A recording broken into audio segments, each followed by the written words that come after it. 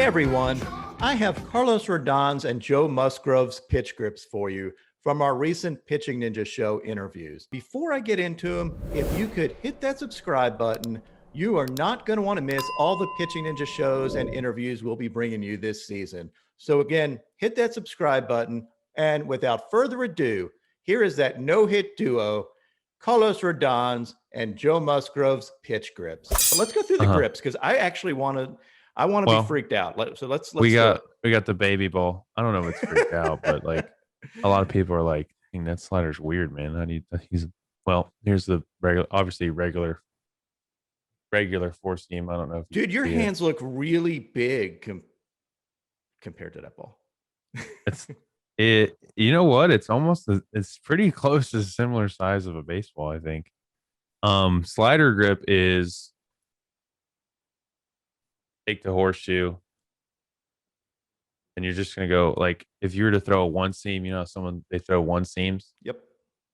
You take that horseshoe, you go right across the tracks and just right across the tracks, tuck thumb. Yep. It's going to come off this. All right. When I showed Keuchel, he goes, "That's like my two seamer." Yeah, that's right. Like that. I mean, it basically is a one seamer. Yeah, it's similar to a one seamer, but it's coming off the middle finger. So are you at all manipulating it, or is it just basically being slightly off center? So when you're about to throw it, and let's just say, I'll show you. I mean, you throw four seam, the ball's like coming out of your hand. When I get to that point is when I start kind of, if I were to explain it, you can almost take this finger off and this finger does no work and you're just pulling it down. It's like that motion. Gotcha. So there is some manipulation, but it's all, you try to do it at the end, obviously. Yeah. So Changeup, standard. I'm sorry. I was going to say, so you're thinking fastball, and then at the end, just tiny cut through. Yeah, it's like it's not that little move, but it's like a full, like when I was taught it, I was taught when you pull it down, you try to hit yourself in the nuts with your hand, which is like, but I try to hit, I try to pull it across, not across, but like all the way down to the body. You're going through your changeup. I interrupted. Yeah, I mean, it's just a two seam. I know it's hard to see. Two seam. No, we can see it. Yeah. Also the tracks just right there. So is that way out in your fingers? Yeah, I like it out. So like I'm not deep. I think Lucas is a deep guy. I'm like out and dead, like eggy. Like and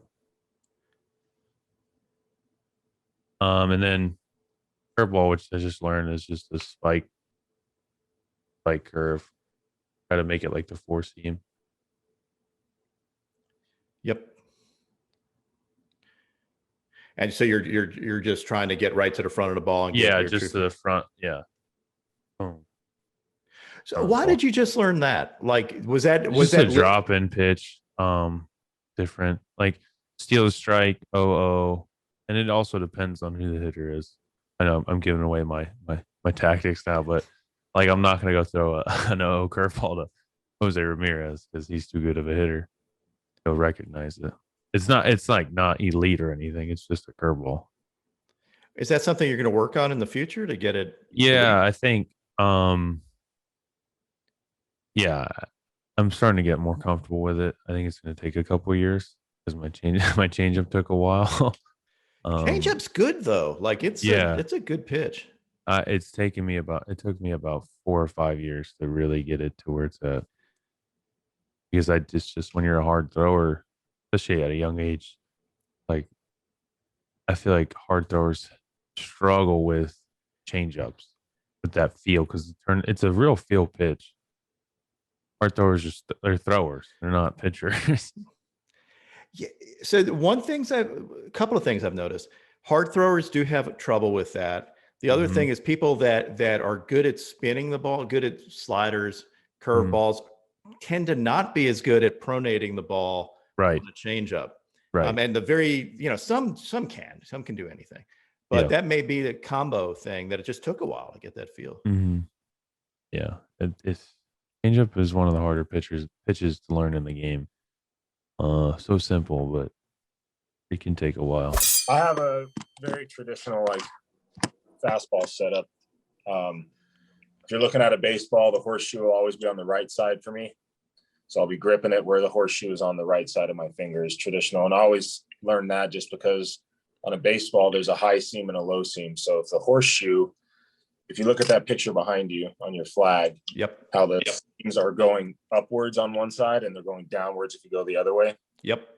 Or if I were right-handed grabbing that ball, your middle finger is longer than your pointer finger, right? So if you're grabbing it with the horseshoe on the left side, you're getting the high seam on the pointer finger and the low seam on the middle finger. So one finger is not actually grabbing it on a seam, right? Whereas if you flip it, throw it with the horseshoe on this side, now you get a long finger on the high seam and a short finger on the low seam. So now you're getting two seams that you're actually pulling off. So that was something I learned a couple of years ago, and I've always thrown my fastball like that. So who taught you that? That was something I learned from Brent Strom in Pittsburgh or in Houston. He's brilliant. Yeah, just little things like that, because I was tending to cut the ball a little bit, or I didn't feel like I was like spinning the ball as well as I could have.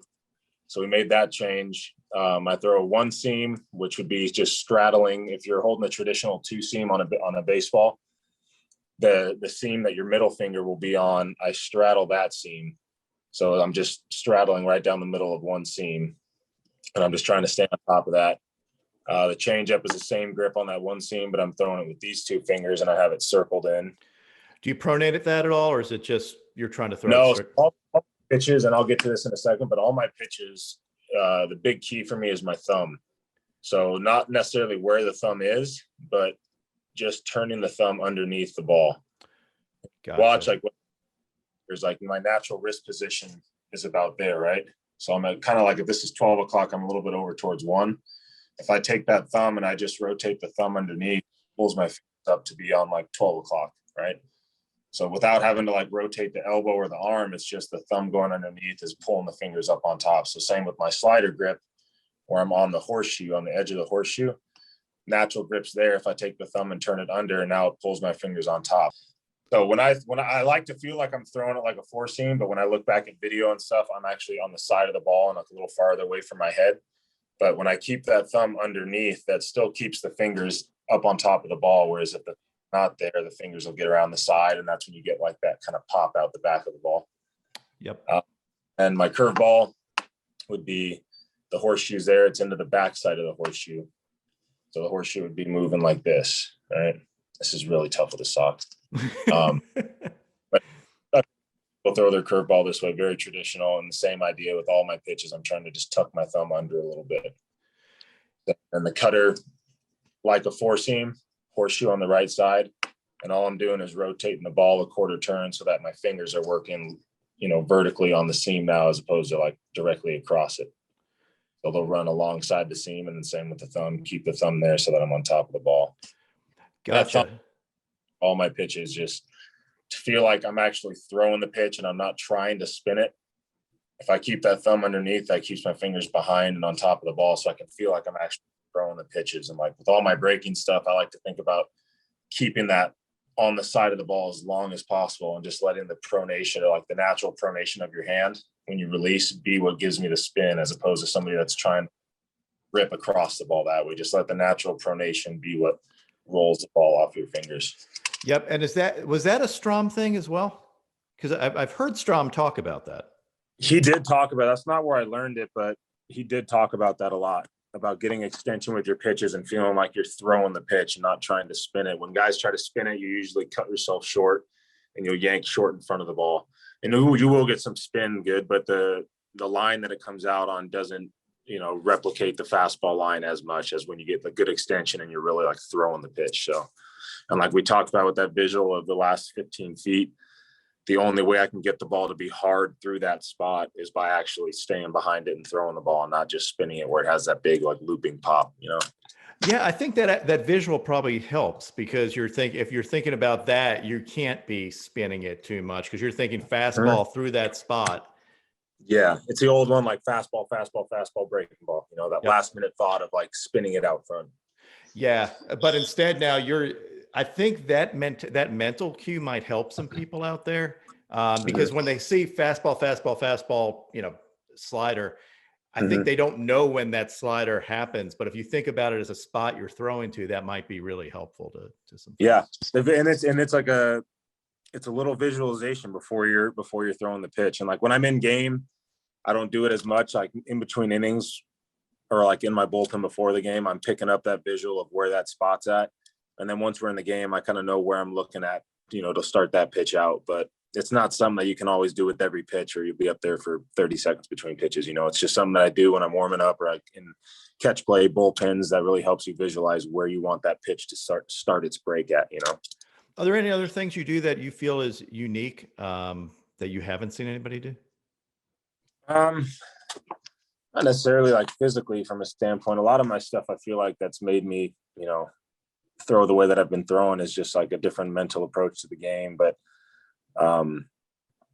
being able to turn it off and turn it on is something that's really important. Like we talked about, that bandwidth that you have to like be at your maximum level of focus and maximum level of intensity. You only can do that for so long. So I don't put a ton of concern into my bullpens before the game. I'm not looking to dominate and execute pitches really well out there. I'm really just looking. And Verlander had a really good quote about this not long ago, where he talked about it being like 80% of an ability to get his body loose and then warmed up, and maybe like 20% of actual execution. And I feel like that's a good way to put it, because when you're out there, like you are trying to get your body warmed up and get ready to go. And for me, like I'm working through scenarios in my head. I'm preparing myself for like different kind of feelings that I might be, going through that day, kind of analyzing my body and seeing where I'm at, where the consistent like issues are, where I'm consistently good. And I always like to execute a few pitches and feel like I have a good feel of release point and things like that. But when I attach myself to how I feel down in the bullpen, it can affect my game a lot. Really bad bullpens before the game, I tend to go out and throw really well, because you feel like you're not executing. You have to add that heightened level of, focus when you get out there to really execute and sharpen up your pitches. Sometimes when you go down in the bullpen and you dominate and you're hitting your spots, your breaking balls are nasty, your fastball's riding, you subconsciously, you let your guard down because you feel like my shit's domination today. Like no one can touch my stuff today. And you just get that level of comfort and let your guard down a little bit. So I've really tried to use the bullpen just as a time to get my body ready, to get, like I said, get those sights down, like those visual things that I like to do, find out where those spots are going to be, maybe run through one at bat or something, just to simulate like a lefty that I'm going to face at the top of the lineup. But I really don't put a ton of effort into those, or not effort. I don't know the word. There's a certain word I'm looking for, but I don't invest a whole lot into those pregame bullpens, just because, it is a lot of wasted energy, and, it could alter the way that you actually take your mindset out into the game.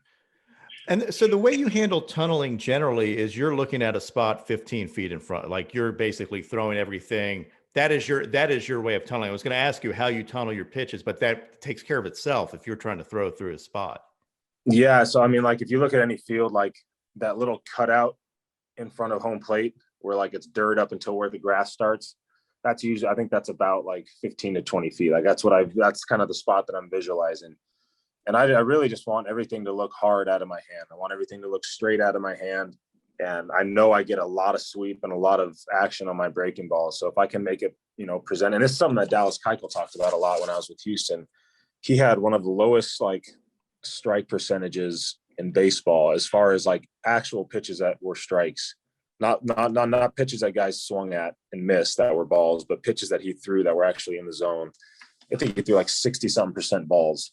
But he made his stuff look good long enough. And something he told me early was like, hey, baseball's not like everyone tells you it's about throwing strikes and getting ahead of hitters. He's like, it's about throwing pitches that look like strikes. Any pitch that looks like a strike and is not a strike is going to be really difficult for guys to hit. So taking that approach of just trying to make everything look appealing and appetizing for so long until they get to that commitment point where they've already made up their mind that they're swinging. And then that last 15, 20 feet, I want to see as much movement as I can off of that line. So the visuals are a big thing, and that's kind of one of the main focuses for me in the bullpen. It's one of those things that drives me crazy when fans or people on social media will look at someone's bullpen and go, ball, ball. Well, Yeah. I mean, you don't know if the batter swung at it. So it could be a strike. Yeah, and it doesn't matter, man. It doesn't Literally doesn't matter. Like, who gives a shit at what you do in the bullpen? Like, you're getting paid to throw, you're getting paid to win games, you're getting paid to perform, not throw good bullpens. So some people need to have that focus. Like, some people can't deal with the fact that they don't have a good bullpen or their stuff feels off, and that shuts them down and like lowers their confidence when they go out there. Where if I have a bad bullpen, that almost like takes me to that next level where it's like, all right, you got to figure it out because it's time to go now and you don't have any more chances,